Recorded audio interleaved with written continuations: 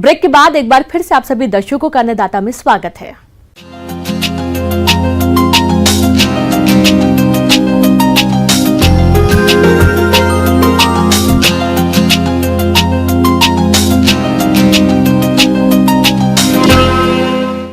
अपने देश के कई किसान खेती के साथ साथ बागवानी करते हैं, जिससे उनको अधिक मुनाफा हो रहा है, क्योंकि पौधों के बीच खाली पड़ी जमीन पर अन्य फसलें लगाकर अतिरिक्त लाभ लिया जाता है। आज हम आपको ऐसे ही प्रगतिशील किसान सत्यजीत सिंह से मिलवाने जा रहे हैं, जिन्होंने खराब जमीन को आबाद कर कई तरह के फलदार पौधे लगाए हैं। तो आइए मिलते हैं उनसे और जानते हैं उनके अनुभवों को।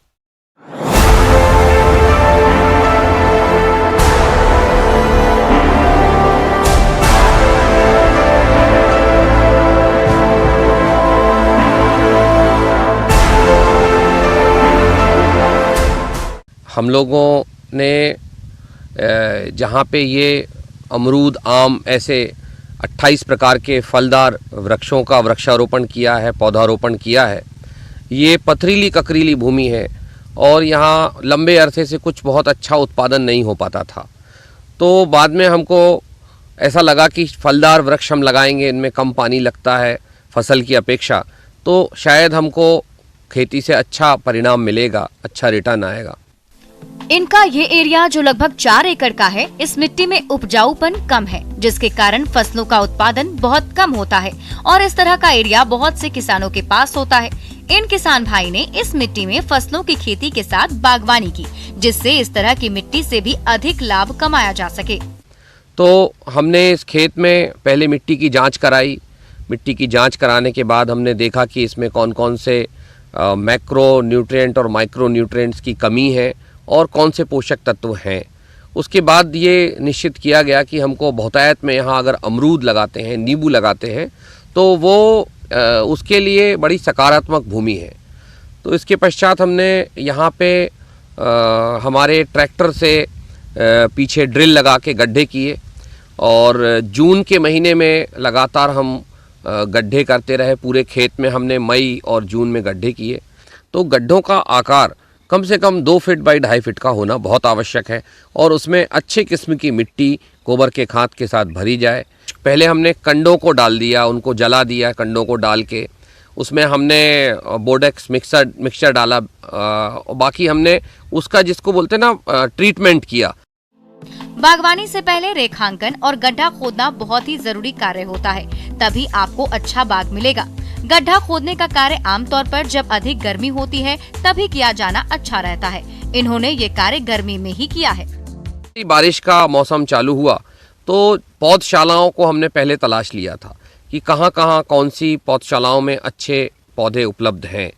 तो हम अमरूद के शासकीय नर्सरी से अमरूद के पौधे लेके आए।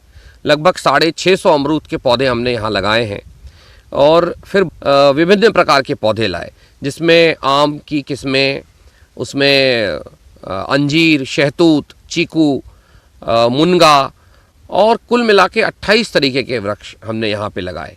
और रोपण के पहले जो हम आजकल नर्सरी में आपने देखा होगा पॉलीथिन में पैक होके आते हैं पौधे, वो पॉलीथिन निकाल दी जाए, उसकी जड़ों को साफ़ सुथरा कर लिया जाए।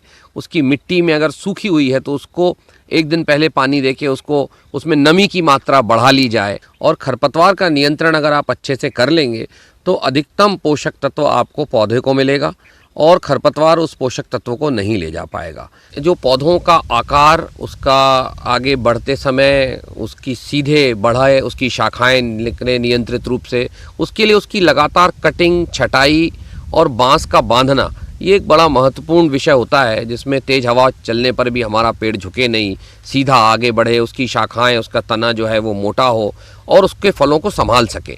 तो उसका पूरा प्रबंधन अपने आप में एक वैज्ञानिक तरीके से हमने यहाँ पे करके रखा है। साथ में जब आप देखिए दीमक लगती है तने के ऊपर, उसके लिए बोडो पेस्ट, बोडो मिक्सचर का हमने यहाँ प्रावधान रखा है। हालांकि अभी हमारे पेड़ों में ऐसी कोई समस्या नहीं आई है, लेकिन ये सारी तैयारियाँ एक फसल जो पौधों को लगाते हैं, उद्यानिकी करते हैं, फलदार वृक्ष लगाते हैं, उनको इस तरीके का प्रबंधन जरूर रखना चाहिए। हमारे फल अलग अलग समय पे अपना उत्पादन देंगे।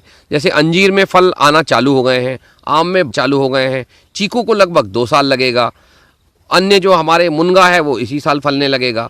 ऐसे लगभग 4 साल के बाद हमारे सारे फल जो वृक्ष हैं वो फल देने लगेंगे।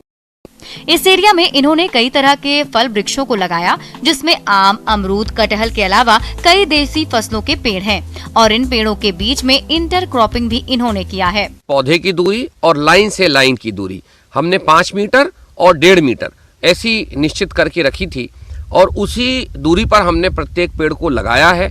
और इसके बीच में हमने अंतर्वर्ती फसल भी लगाई है, जिसमें गेहूं है, धनिया है।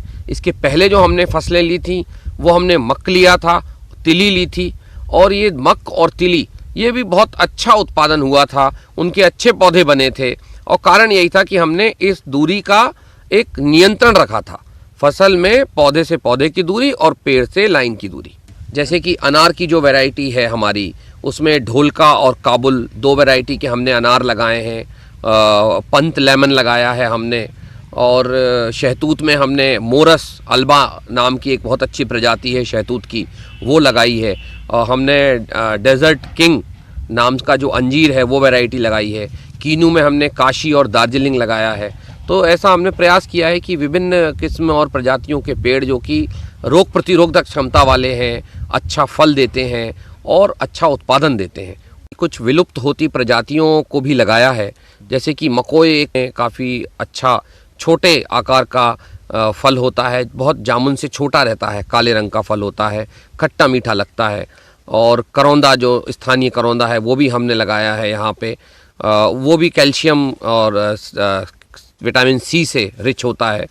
और इसमें कीनू हमने एक पेड़ लगाया है जो संतरे का छोटा रूप होता है, और वो उसके पीछे कारण ये लोग जाने समझें कि ऐसी कौन सी वैरायटीज़ थी हमारी पुरानी जिनको हमने खो दिया है, और फिर से वो वैरायटी हम लगा के वापस उन पोषक तत्वों को कैसे प्राप्त कर सकते हैं। इन फल वृक्षों में पोषक तत्वों की जरूरत को पूरा करने के लिए जैविक खादों का ही अधिक प्रयोग कर रहे हैं, जिससे मिट्टी का सुधार हो रहा है और आगे उपज की क्वालिटी भी अच्छी होगी। यहाँ पे जो हमारा प्रबंधन रहा उसमें हमने जैसे अमरूद है तो अमरूद में विल्ट लगता है, या हम कहें कि आम है तो आम में रेड रस्ट लगती है, और हमने जो कटहल लगाए हैं तो कटहल में मिलीबग लगता है। तो इन सब चीज़ों को ध्यान में रखते हुए हमारे जो आसपास के क्षेत्र के महिलाओं के समूह हैं उनको हमने तैयार किया कि आप कैसे खरपतवार को नींदोगे, किस तरीके से हमको कब कौन सी दवा डालनी है। और अभी तक हमने 1.5 वर्ष के हमारे वृक्ष होने को आए हैं, हमने बिल्कुल भी इसमें किसी भी प्रकार के रासायनिक तत्व का उपयोग नहीं किया। हमने हमारा जो यहाँ का प्रबंधन है पौधों का, उसमें पूरी तरीके से ऑर्गेनिक प्रबंधन रखा है। बायो डिकम्पोज़र का उपयोग करते हुए गोबर के खाद को हमने डिकम्पोज किया है, और केंचुआ खाद का उपयोग किया है, गौमूत्र का उपयोग किया है। 1.5 वर्ष में हमने अभी तक किसी भी प्रकार के रसायन का उपयोग हमारे इस पौधशाला में नहीं किया है। और अभी वर्तमान में वेंचुरी के माध्यम से हम बायो डिकम्पोज़र और बाकी जो हमारे केंचुआ खाद के साथ जो केंचुए का रस निकलता है उसको साफ करने के बाद वो भी हम डालने वाले हैं। शासन की जो विभिन्न योजनाएं हैं उद्यानिकी के लिए, फलदार पेड़ों के लिए, उनका लाभ किसान उठा सकते हैं, और किसानों को उसका लाभ उठाना चाहिए, आगे बढ़ना चाहिए और प्रकृति को समृद्ध करना चाहिए, और किसान इस काम को बखूबी कर सकता है। आगे और भी है खेती बाड़ी से जुड़ी बहुत सी रोचक जानकारियां। यहाँ रुकेंगे एक और छोटे से ब्रेक के लिए।